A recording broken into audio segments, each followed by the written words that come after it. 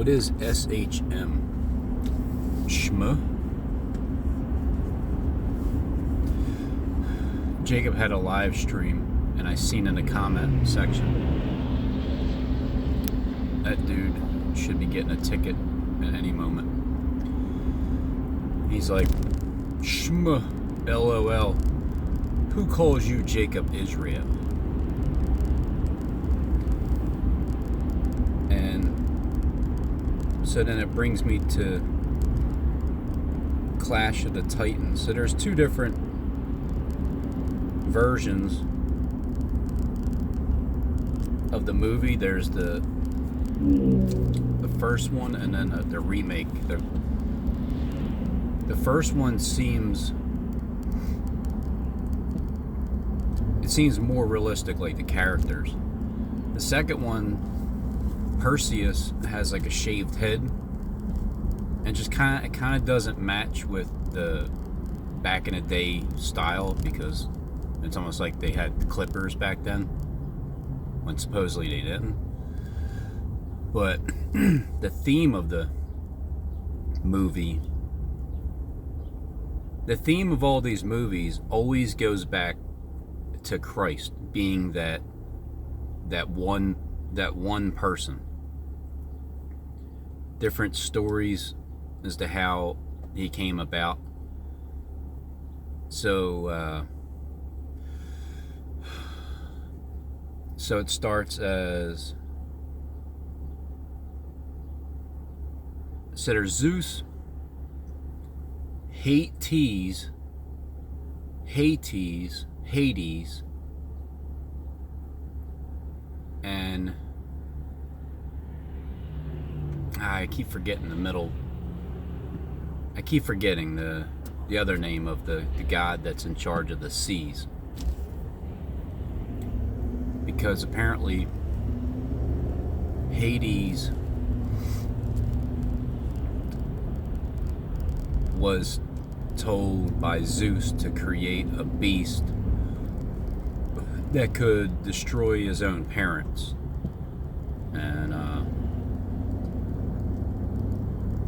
And in the end of the movie, I tried to show a clip last night when Stephen was talking about it, but it didn't let me show it, which is annoying. It blocked out the entire movie, so you can't even see it. But I don't know if it blocked out the one with the footsteps, because in the end of that movie, the footsteps that Perseus goes up to the mountain has it's like rocky footsteps, because there's 2 feet there, and at the art museum there's 2 imprints of feet from Rocky on a high mountain. Pergus, I can't remember that middle name. But it was so here's how it happened, for those of you that haven't seen the movie, or whatever I'm trying to say about the theme of the movie is that the connections and how and who's what and where and who does it remind me of course, down here through the YouTube platform on Earth. When you have a beast rising up from the sea and he gets iced, and Perseus is the one that iced him because he used the head of the serpent, with the head and all the serpents. I don't know how many serpents are on Medusa's head, but Perseus cut off the head of that serpent and took the head and then faced it at the beast that rises up from the sea and iced him. So that's why I thought Stephen was talking about Robert Iceman yesterday. So I wanted to put that clip up there, but it blacked it out. So, but that was the purpose of it. And then it showed, and then he was talking about something rising up, and it showed, it just reminds me of Stephen James DeShawn, because even though I believe he's acting, he could actually be, you know how things could be exactly opposite as to what I'm saying, because the acting goes on. I always take into account the acting. So all throughout the movie, I feel like Stephen James is HateTees, and he's just trying to get back at his brother Jacob, who tricked him, because in the movie, Zeus and HateTees are twins. They're brothers. It says Zeus is the king of heaven, and he tricked his brother HateTees to rule the underground in darkness. So, you know, darkness is hiding and hiding away, evil in darkness. And it's not that Zeus is completely innocent of his son being the way that he is on Earth, because he just didn't like the way that the gods were treating the human beings that they created. So, sort of like myself, I feel the same way as Perseus does. And I also feel like I was led into a battle that I didn't ask for, but it just kept coming in my direction. So I learned how to swing the sword.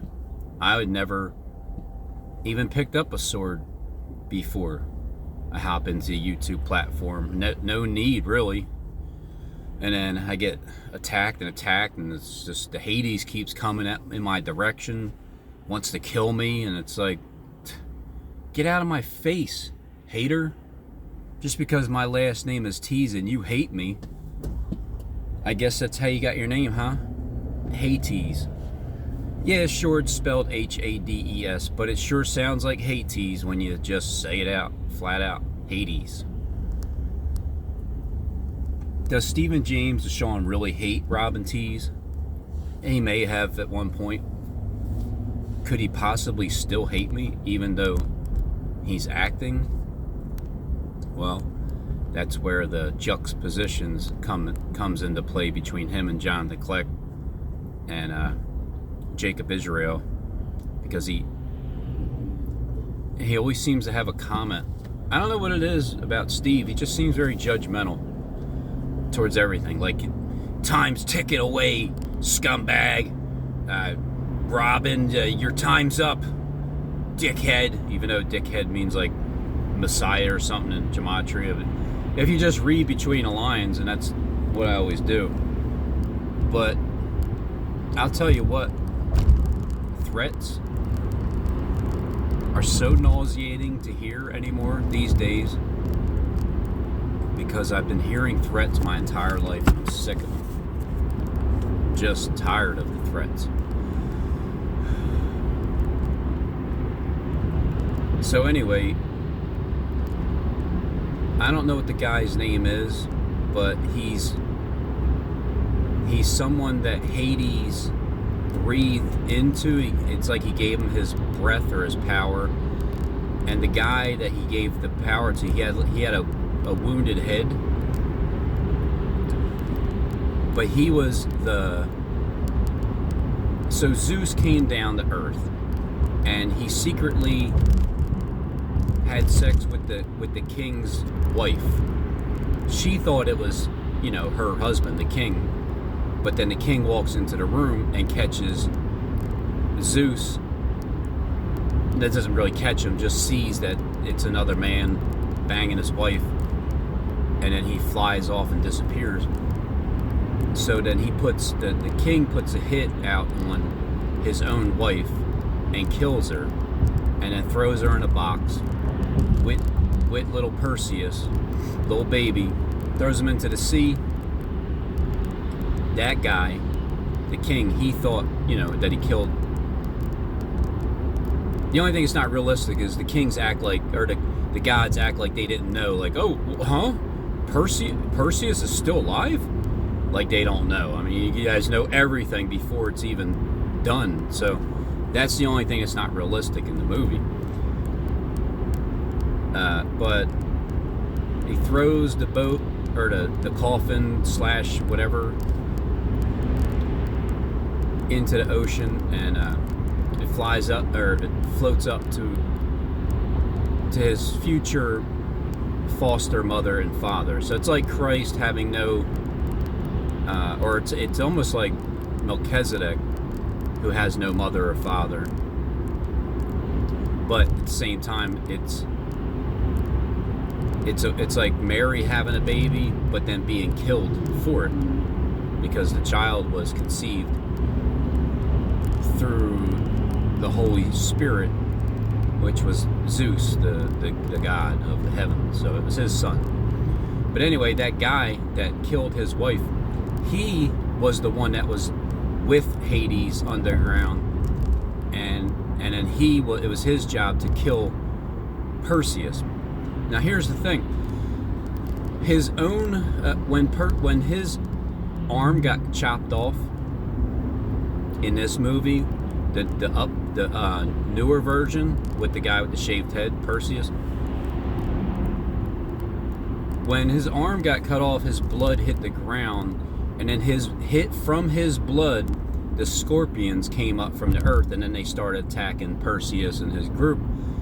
And then the jinn, who was also on the ground, I think they're half mixture AI, they wind up fighting instead of against. It's like, you know, the king of the north and south that fight with. Instead of fighting with each other, they started to fight with each other. The jinn on earth. You know how Stephen James is always degrading the jinn, telling me to rub on my genie, get a jinn. Let me guess, an accident right in front of me. So Steve's always hating, like Hades, hate. Threats, lies, threats, hate. There's no other person on earth that I know of that fits the Hades character as much as Stephen James does. But again, if he's just acting, and it's like, well, it's really Jonathan Kleck, but Jonathan Kleck is acting like he's not hating, that's where I'll always flip it and look at both sides and say, well, that could be the case. Jonathan Kleck is just a really good actor, and Stephen James is a really good actor, because Steve is acting like he hates so much, but maybe he loves more than all, and maybe he's from heaven and he's just acting like he's down here. So I gotta always think of both angles, but for the sake of the script, I gotta go by the script. Who is the biggest hater of Robin Henry Tees on planet Earth? It's Stephen James and Sean. And then when Jonathan Kleck calls me a nerd and apologizes to me and says all you shills are in deep, deep trouble, that shows love from above. So let's just go by that. Zeus tricked Hades just like Jacob tricked Esau. And Esau being bitter about it, and Cain being bitter about this, the sacrifice that God didn't want, because it was like a prideful offering. He accepted Abel's offering instead. So the son of perdition, the one that, but in the movie Hades, in the movie The Clash of Titans, Hades is destroyed for now. But he's destroyed probably for the next 1,000 years, I guess, is what it means. But at least everybody knows now that a man can destroy Hades. And that was the whole purpose of Perseus doing it as a man and not God. So he didn't really, I mean, yeah, he got the horse, the sword,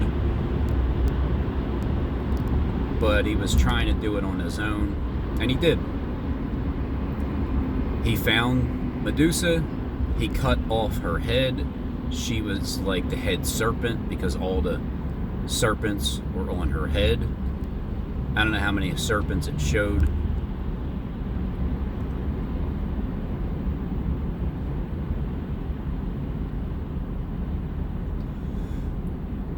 So releasing the Kraken. Oh yeah, and when Zeus was talking to his son Perseus, because he banged. Of course, yes, of course. He banged the girl, the queen, and then she wound up getting killed, and he was left on Earth. So as a baby, he was neglected from his father Zeus in heaven. And then at some point, they're like, Perseus lives. He's like, huh? That's impossible. Come on, Zeus. How do you not know from the beginning to the end? These are gods. Art museum footage. I mean, enough said. You already know what I was going to do throughout my entire life. Man, I'm telling you, they do this stuff on purpose. Right before. And then here comes the Gangstar King Corporation. We hate you, Robin. We're from HateTees. Anything and everything we can do to hate you, we will do. We will fight you, Robin, and we're gonna force you to destroy us. I guess that's what you want, huh? You're gonna force me to destroy you, Hades?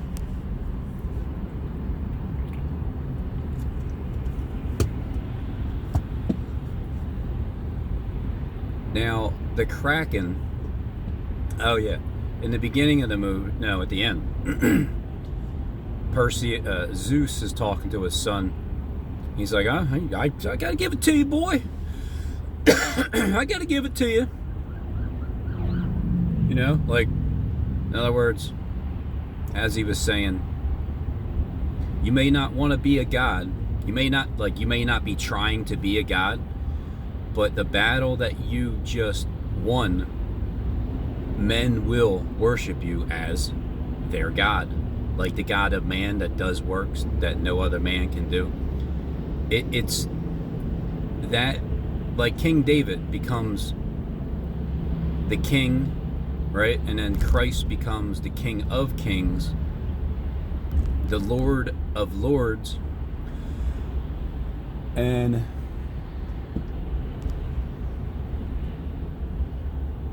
because he did works, because Christ was a man, but he was also God, because he had God's DNA, like like Perseus.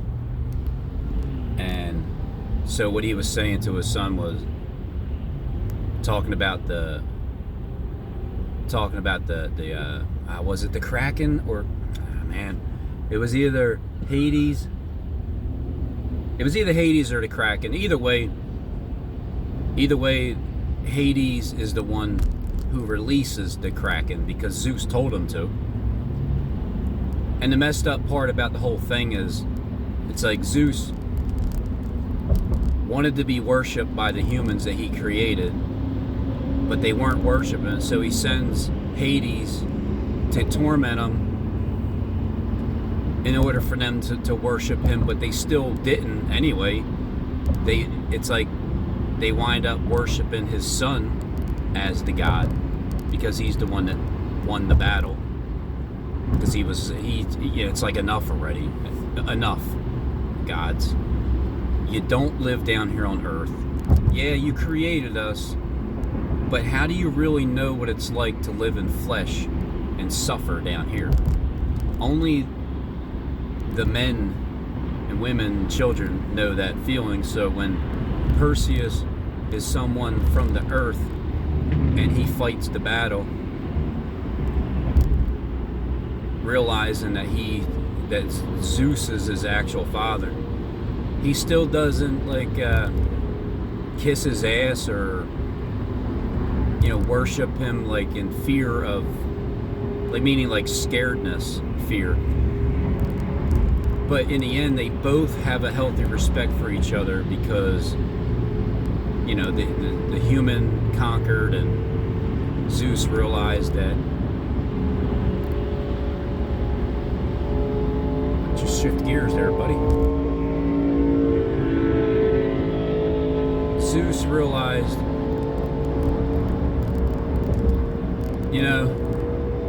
we could have done better how we treated humans. But you, my son, you will do better. So treat these humans better, because you may not want to be a god, but they're damn sure going to treat you like one. Because the kind of victory that you had is because you're half god and half human. So once the Kraken was released, the only way to defeat the Kraken is to take maybe the Kraken means Goliath. I don't know. I'm trying to figure that one out. It's not like he took 5 smooth stones. He took Medusa's head, and it had more than 5 serpents on it. But once he showed that beast rising up from the sea, because the sacrifice, I assume, was Mary Magdalene. Maybe if that's what that is. I don't know. Her name, the name Andromeda. She was the sacrifice because Hades is such a hater.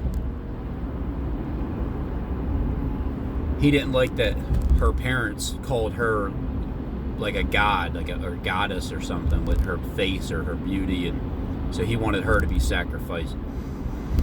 But you know how Jesus is, he comes in and saves the planet in the form of Perseus, the Messiah, Neo, the One. And so all these movies tie in, comes back to Christ. It's a similar story. And with the beast rising up from the sea, I try to fit, like, who, because between Stephen James and Jacob Israel and Jonathan Kleck and Derek Brose and Steve Noon, that those five have always been my main target, because they're not churches. And then you even like the church part. You got Kim Jean, you got Skip Heitzing, you got Paul Tiller, you got Robert Breaker, with just the 4 churches alone. You got like Alistair Begg, 5 churches, and you even have like John MacArthur and so on and so forth. Those are people in churches. It's like a different category when I pay attention to them. And then the first 5 I mentioned, they're not churches. They're just people that run the systems on this earth in this matrix, and like the architect looking like Derek Brose and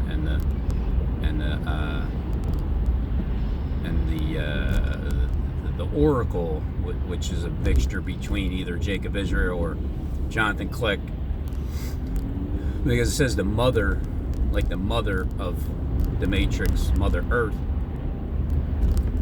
Jacob seems more like a male spirit, more male-ish, the feminine side. Jonathan Kleck's side, like the Mother Earth of this system.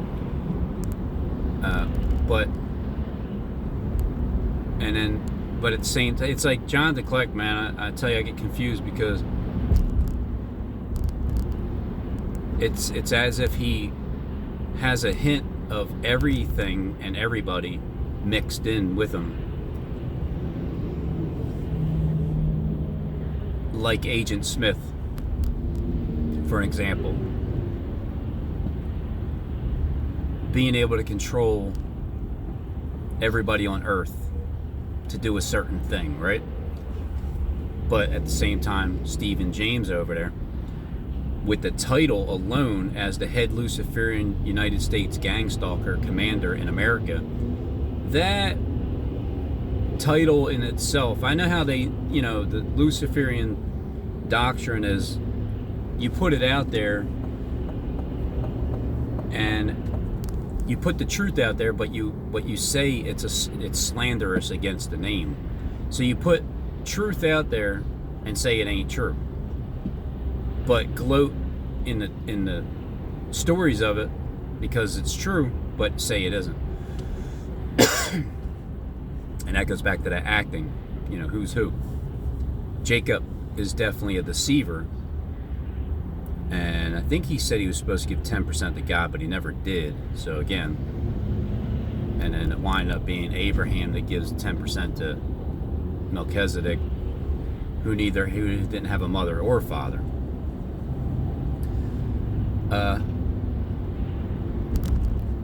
So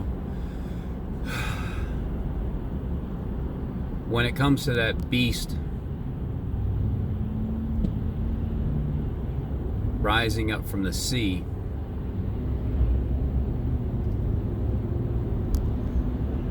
that's like dolphin. Remember Joseph found his brothers at Dolphin? Remember when I showed Dolphin over there, Bahamas, with the baby inside of it, the little reptilian baby being birthed in the stomach of the Bahamas? And that's like a beast rising up from the sea, and it has the thumbs up. So I connected that to Jacob Israel as one of those beasts rising up from the sea. But out at the Philadelphia Art Museum, also, again, that's a serpent rising up from the sea. I saw one of its heads as it had been wounded, and I drew a picture of Jonathan Kleck because that's his head, the character with the headphones on at the Art Museum. And then Stephen James himself, claiming to be from Michigan, when you Google map it, you see that looks like Cain being brought to his knees. The Michigan Aquarian sea creature. When Steve claims Aquarian, which is water, then it reminds me of sea, like the beast that rises up from the sea and gets a wounded head, because that's what happened with Steve. He got a wounded head and did live. Now, he could be acting like he hates teas all the time, and maybe he'll go and just all the way to the very end, never breaking character. Never breaking character, never repenting from his lies about me. Maybe Steve will just never repent, and he'll go down in HateTees and just be destroyed from this earth for now, until man becomes weak again in 1,000 years later. That could be the case, but nevertheless, the clash of the Titans, Zeus, Hades, the beast from the sea, the king that killed his wife, who had Perseus, the son of Zeus, he was Hades' right-hand man.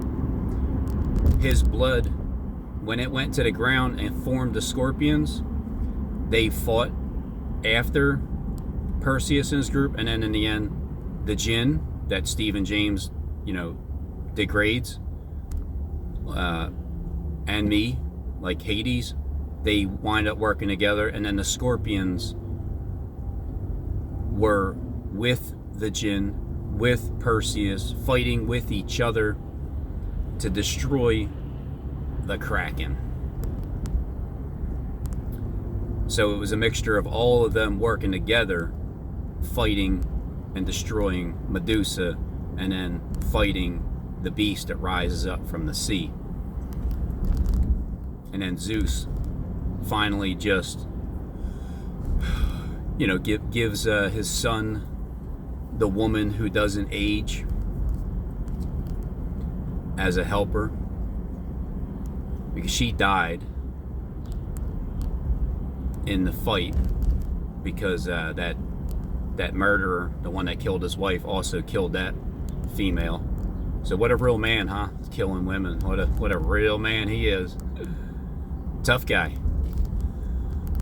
But it's funny that the scorpions came from his own blood, and then what did they do? They turned against him. And that reminds me of the portion in the Bible where the ones that feed off his own meat will turn against him, and none shall come to his help. Because from his own blood the scorpions were formed, but they wind up turning on the one that formed them from his blood. That's my review.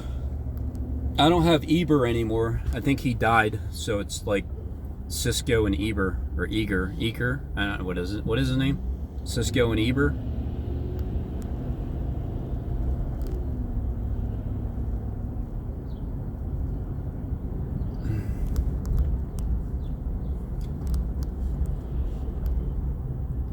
So with Steve Ben-Nun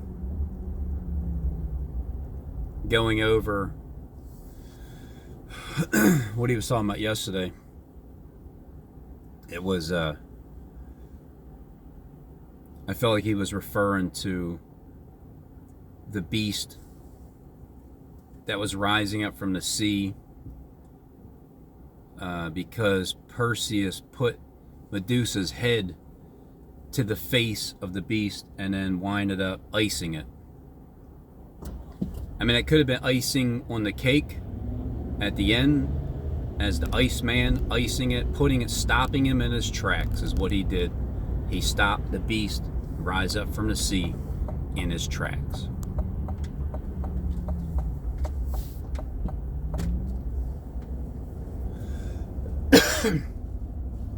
And then he was talking about rising up with the lying tongue. It's basically more of a parable. Those who have ears to hear, it's more like watching a parable with just, a beat back, like a musical background. No words, just a beat, a parable, the dragon tongue in the art museum lining up with Bono. Ear to hear. Do you have an ear to hear as I'm showing you this parable with just a musical soundtrack? Do you have an ear to hear, an eye to see it? A lying tongue. And who has the lying tongue? Well, Stephen James DeShawn has the lying tongue. So according to the script being played out,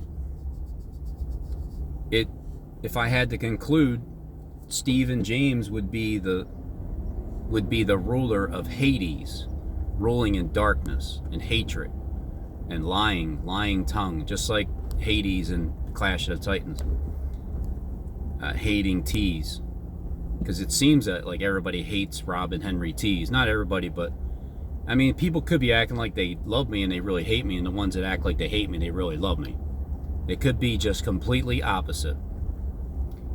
Being clung to at flatteries, they really hate your guts, but the ones that act like they hate your guts, they really love and respect you more than anybody else. So it's the world of actors and acting, and the vision fails in the end because the truth prevails. So there you have it. Who's Zeus? Well, Zeus would be Jacob, who rules as God, right? Because Zeus is the one that tricked his brother, and that's what happened with Jacob. He tricked his brother Esau. But in the end, Jacob and Esau get together and they work together.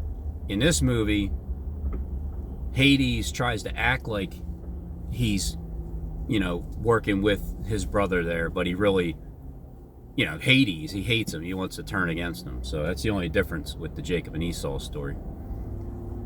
That's more like Cain and Abel. Well, no, because he doesn't kill him. Nobody actually dies. They just Hades rules Hades and not Earth anymore.